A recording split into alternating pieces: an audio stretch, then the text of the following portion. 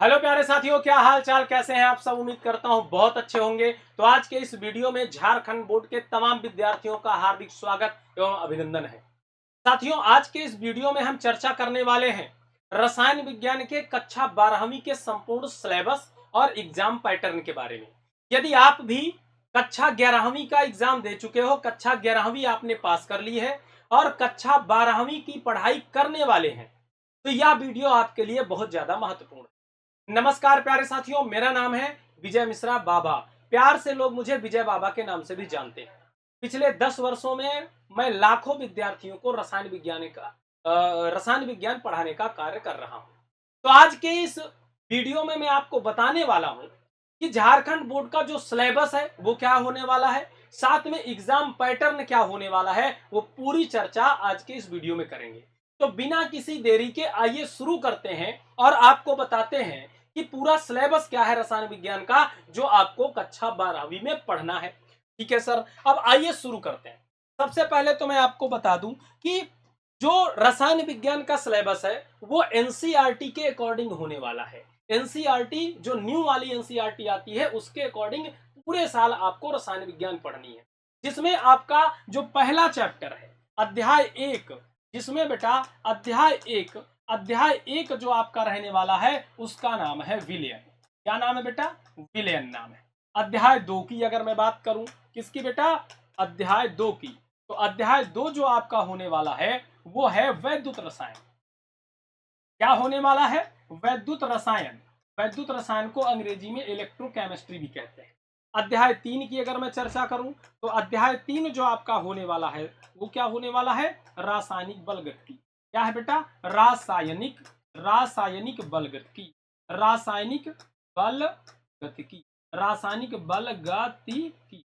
तो रसायन विज्ञान में शुरुआती के जो 3 अध्याय हैं वो कुछ इस प्रकार हैं। अध्याय 4 की अगर मैं बात करूं, अध्याय 4, तो अध्याय 4 जो होगा बेटा वो होगा, क्या होगा सर? डी तथा एफ ब्लॉक के तत्व। डी तथा एफ ब्लॉक के तत्व। डी तथा एफ ब्लॉक के तत्व। डी तथा F block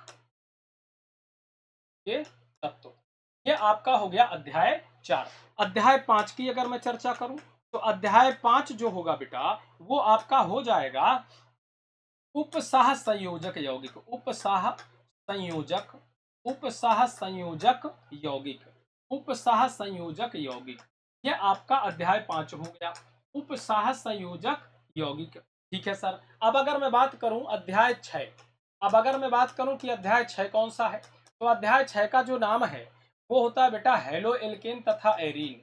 halo alkane, halo alkane तथा हेलो एल्केन, हेलो एल्केन तथा हेलो एरीन। हेलो एल्केन तथा हेलो एरीन। हेलो एल्केन तथा हेलो एरीन। तो हेलो एल्केन तथा हेलो एरीन नामक अध्याय है, जो आपका 6वां अध्याय है। अध्याय 7 की अगर मैं चर्चा करूं, अध्याय 7 की अगर मैं चर्चा करूं, तो बेटा अध्याय 7 आपका होने वाला है, क्या होने वाला है? तो अध्याय 7 जो आपका होने वाला है उसका नाम है एल्कोहल फिनॉल ईथर। तो अध्याय 7 क्या होगा? Alcohol, alcohol phenol, alcohol phenol ether. Alcohol phenol तथा ईथर, है ना? एल्कोहल फिनॉल तथा ईथर। तो यह आपका अध्याय कौन सा हो गया? ये आपका अध्याय 7 हो गया। अध्याय 8 की अगर मैं बात करूं, अध्याय 8 की, तो अध्याय 8 का क्या होने वाला है सर? तो अध्याय 8 जो है आपका बेटा वो है एल्डिहाइड। क्या नाम है इसका? एल्डिहाइड। एल्डिहाइड हो गया। उसके बाद कीटोन, एल्डिहाइड कीटोन और कार्बोक्सिलिक अम्ल। एल्डिहाइड कीटोन तथा कार्बोक्सिलिक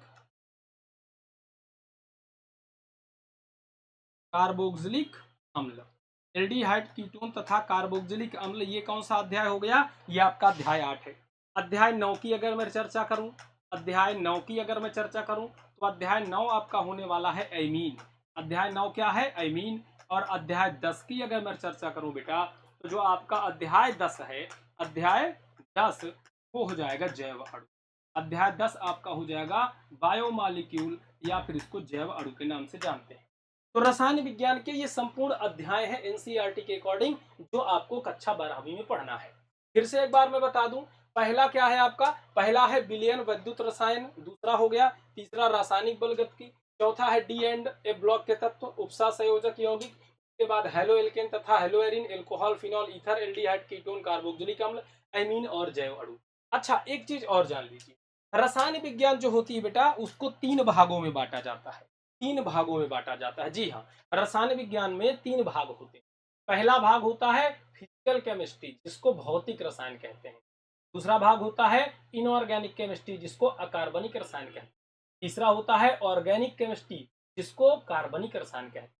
अब इन तीनों भागों में इस पूरे चैप्टर्स को बांटा जाएगा। जैसे पहले के 3 भाग यानी अध्याय 1, 2, 3, इनको रखा जाता है फिजिकल केमिस्ट्री यानी भौतिक रसायन में।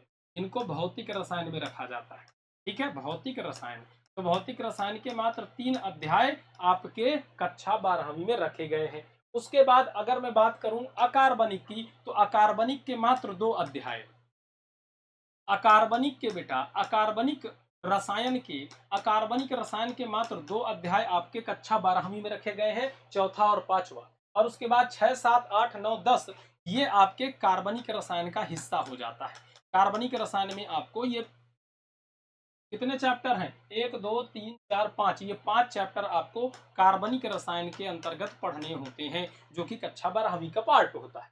तो कक्षा 12वीं में इन तीनों पार्ट को अलग अलग रखा गया, जिसमें पहला दूसरा तीसरा भौतिक रसायन, अध्याय 4, 5 आपका अकार्बनिक रसायन, अध्याय 6, 7, 8, 9, 10 ये आपका कार्बनिक रसायन का हिस्सा हो गया। ठीक है सर, ये आपको समझ में आ गया कितने चैप्टर पढ़ने। अब बात कर लेते हैं कि इन चैप्टर्स में इनके टॉपिक क्या क्या हैं, इन चैप्टर्स को डिटेल में थोड़ा सा जानते हैं।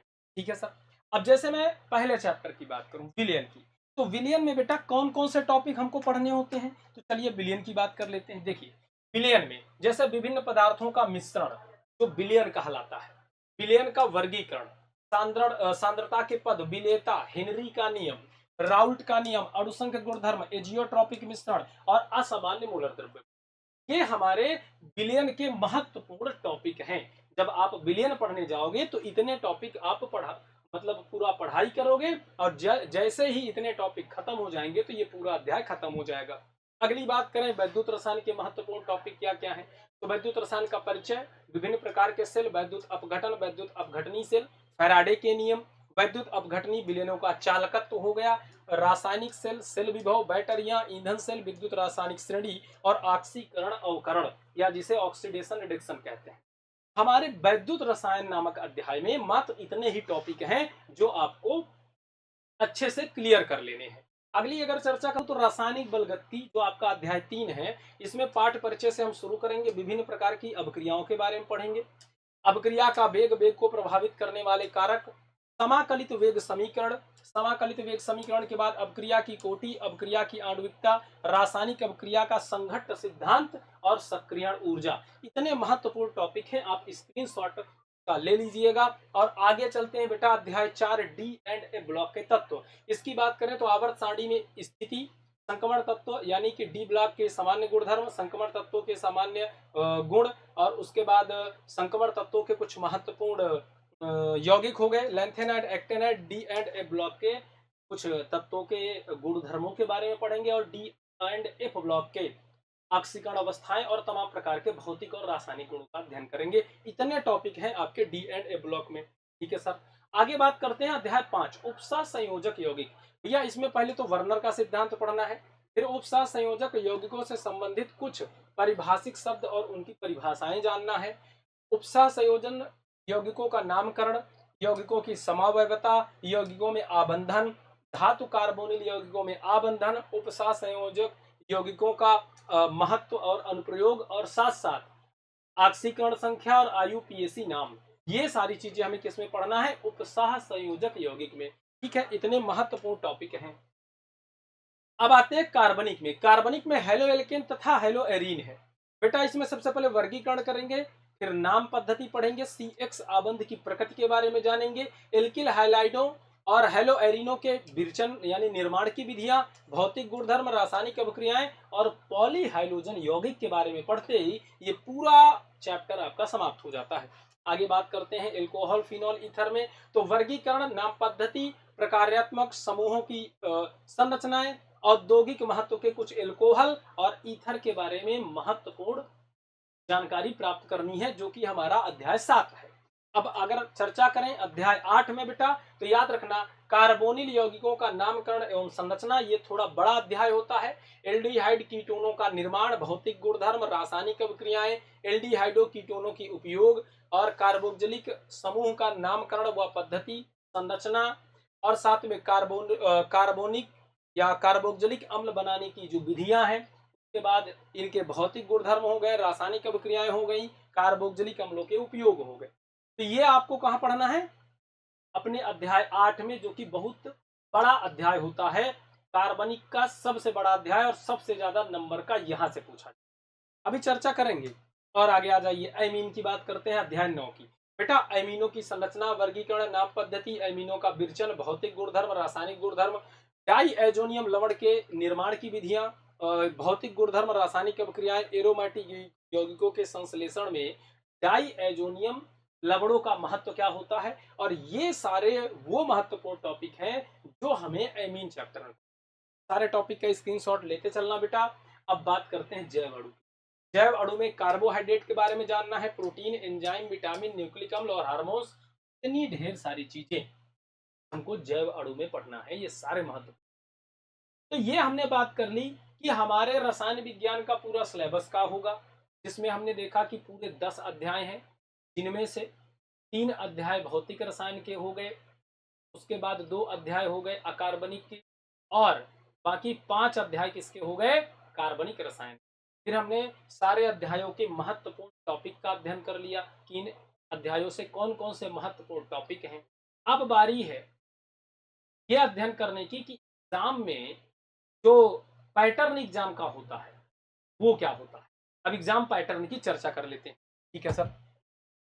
अब आ जाइए बेटा, एग्जाम पैटर्न की चर्चा करते हैं एग्जाम पैटर्न की चर्चा।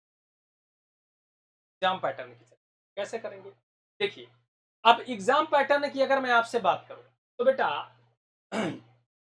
एग्जाम पैटर्न की अगर मैं आपसे बात करूं एग्जाम पैटर्न की अगर बेटा मैं आपसे बात करूं तो भैया देखिए, बोर्ड एग्जाम पैटर्न 2027, ध्यान से सुनिए। ऑब्जेक्टिव की बात करूं बेटा तो 25 ऑब्जेक्टिव क्वेश्चन आते हैं, 25 प्रश्न आते हैं ऑब्जेक्टिव में। कितने आते हैं बोर्ड में?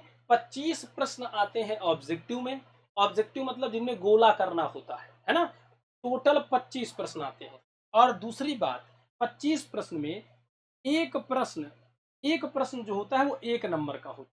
तो 25 गुणे 1 यानी टोटल कितने हो गए? 25। 25 अंक आ गए, 25 अंक आ गए। क्या आ गए बेटा? 25 अंक। तो टोटल आपको 25 अंक मिलते। एक प्रश्न 1 नंबर का होता है ना। तो भैया एक प्रश्न कितने नंबर का होता है? 1 नंबर का होता है, यानी 25 प्रश्न है ना कितने नंबर के होंगे? 1 नंबर का होगा। 25 प्रश्न 1 नंबर के होते हैं, तो 25 अंक यहां से आपको मिल, ठीक है सर। 25 अंक हमारे ऑब्जेक्टिव हो गए, एक प्रश्न का 1 अंक यानी 1 नंबर मिलता है, तो टोटल 25 नंबर हो। अब अति लघु की बात करें। अच्छा, ये जो पेपर है वो 3 सेक्शन में आता है। अब जो ये आपका ऑब्जेक्टिव है बेटा, ये जो आपका ऑब्जेक्टिव है इसको ध्यान से समझिएगा पहले। ये जो आपका ऑब्जेक्टिव है ये खंड आ में आता है। किस में आता है? खंड आ। क्योंकि जो आपका पेपर है ना वो 3 भाग में आता है। इसको भाग 1 कहते हैं। क्या कहते हैं? भाग 1। तो भाग 1 या इसको खंड आ भी कह सकते हो, है ना, या सेक्शन ए कह सकते हो। तो जो सेक्शन ए है, भाग 1 है, उसमें आपके ऑब्जेक्टिव 25 आते हैं, ठीक है। अब बात करते हैं भाग 2 की। भाग 2 की बात, तो भाग 2 में बेटा आपको 2 प्रकार के उत्तर मिले, मतलब 2 प्रकार के प्रश्न मिलेंगे, अति लघु और लघु। ये भी भाग 2 का ही पार्ट है। ये भी किसका पार्ट है? भाग 2 का ही पार्ट। ये भाग 2। ये दीर्घ उत्तरी आता है भाग 3 में। भाग 3 में यानी सेक्शन 3 में आपको दीर्घ उत्तरी देखने के लिए मिलेगा। तो भाग 1 में मात्र आपको ऑब्जेक्टिव मिलेंगे।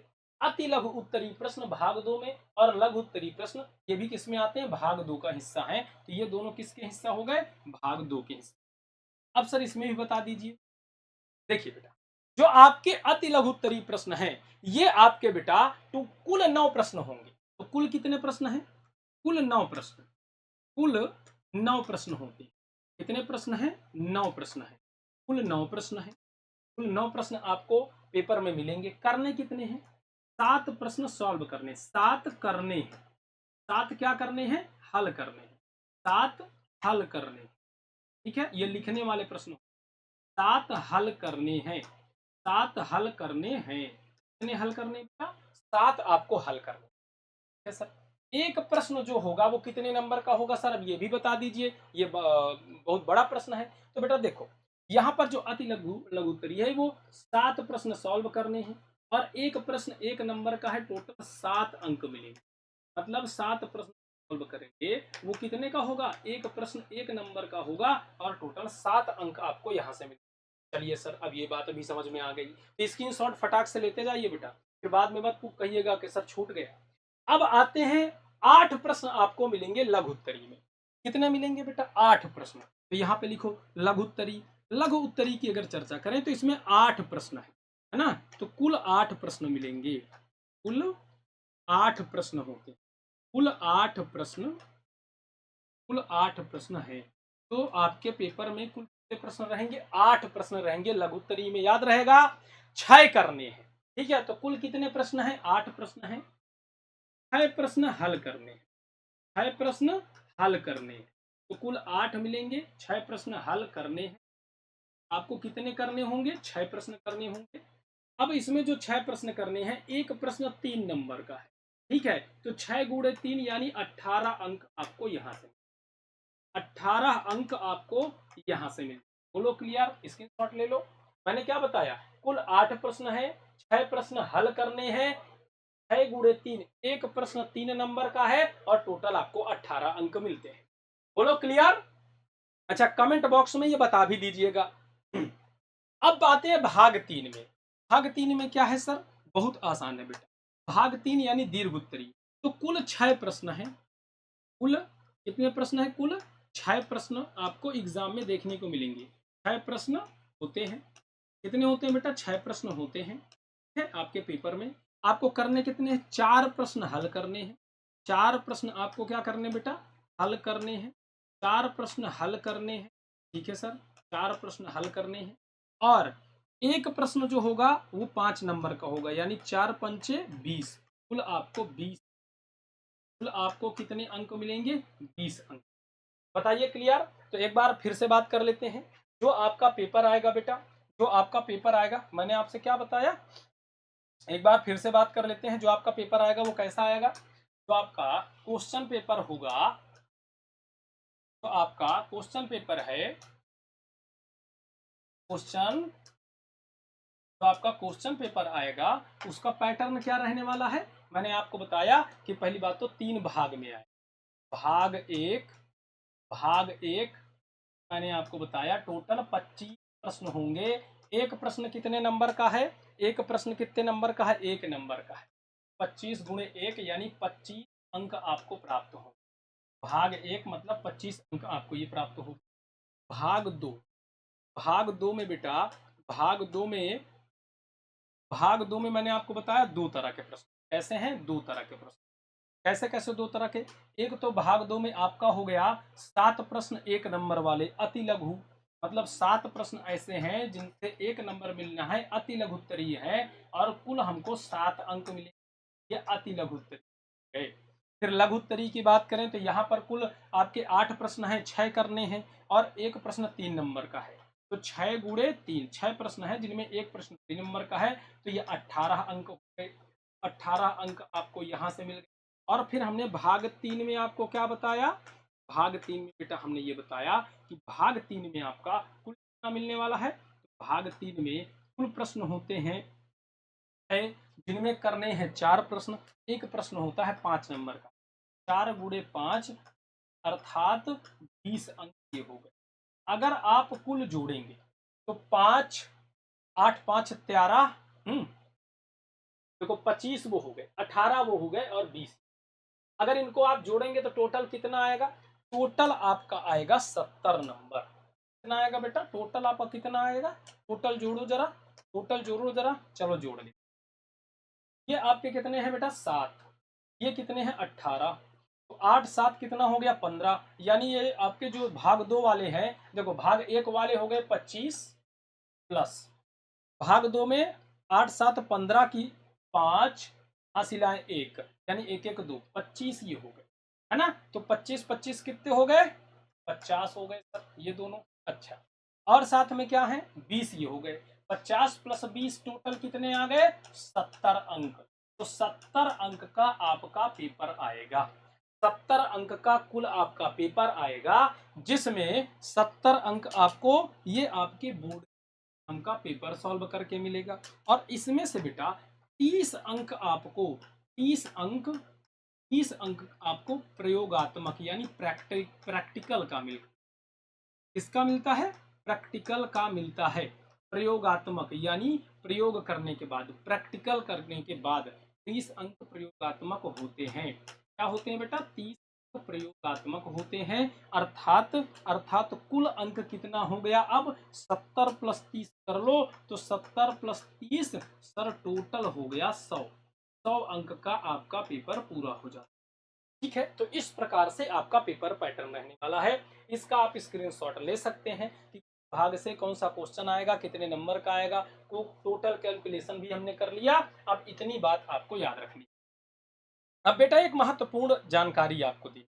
सर महत्वपूर्ण जानकारी क्या है, महत्वपूर्ण जानकारी ये है बेटा, अगर आप चाहते हो कि ये पूरी 100 में 100 की तैयारी हो, अगर आप चाहते हो कि पूरे 100 में 100 की तैयारी आपकी हो जाए, तो बेटा हुंकार हुंकार 2007 हुंकार 2027 बैच, हुंकार 2027 बैच विद्याकुल ऐप पर, कहां पर विद्याकुल विद्याकुल विद्याकुल एप्लीकेशन पर, विद्याकुल ऐप चले जाना, विद्याकुल एप्लीकेशन कहाँ चले जाओगे विद्याकुल ऐप, विद्याकुल ऐप पर चले जाना। विद्याकुल ऐप पर आपको क्या मिलेगा, विद्याकुल ऐप पर ये आपका हुंकार बैच कहाँ मिलेगा विद्याकुल ऐप। ठीक है, विद्याकुल ऐप डाउनलोड कर लीजिए, विद्याकुल ऐप डाउनलोड करिए, डाउनलोड करिए विद्याकुल ऐप डाउनलोड करिए। और उसमें हुंकार 2027 बैच शुरू हो गया है, जिसमें मैं स्वयं रसायन विज्ञान पढ़ाने का काम कर रहा हूं, हमारी टीम सौरभ सर फिजिक्स पढ़ाने का काम कर रहे हैं, कुलदीप सर पढ़ाने का काम कर रहे हैं बायोलॉजी, और उसके साथ साथ सुमित सर मैथ पढ़ाने का काम करते हैं, अखिल अंगीरा सर हिंदी पढ़ाने का काम करते हैं, शुभम अग्रहरी सर इंग्लिश पढ़ा। और ये बैच आपका 2027 बैच लाइव हो चुका है, आपके हुंकार 2027 बैच के साथ पढ़ करके लाखों बच्चे अब तक टॉप कर चुके। अब आप सोचोगे सर इसका प्राइस बता दीजिए, तो चलो इसके प्राइस की बात करते हैं।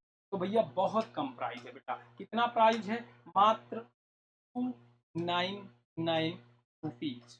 जी हाँ, मात्र 299 रुपीज में आपको ये पूरा बैच मिल जाएगा। आप चले जाइए कहाँ पर Vidyakul app, Vidyakul app download कर लीजिए और अपने 100 अंक की संपूर्ण तैयारी के लिए जुड़ करके दिन रात मेहनत करके किसी भी तरह 100 अंक लाने हैं आपको, तो हमारे साथ जुड़ के 2027 होमगार्ड बैच की तैयारी करिए। हम चाहते हैं कि आपका रिजल्ट सब बेस्ट आए। मिलते हैं किसी अगले वीडियो में, तब तक के लिए जय हिंद, जय भारत।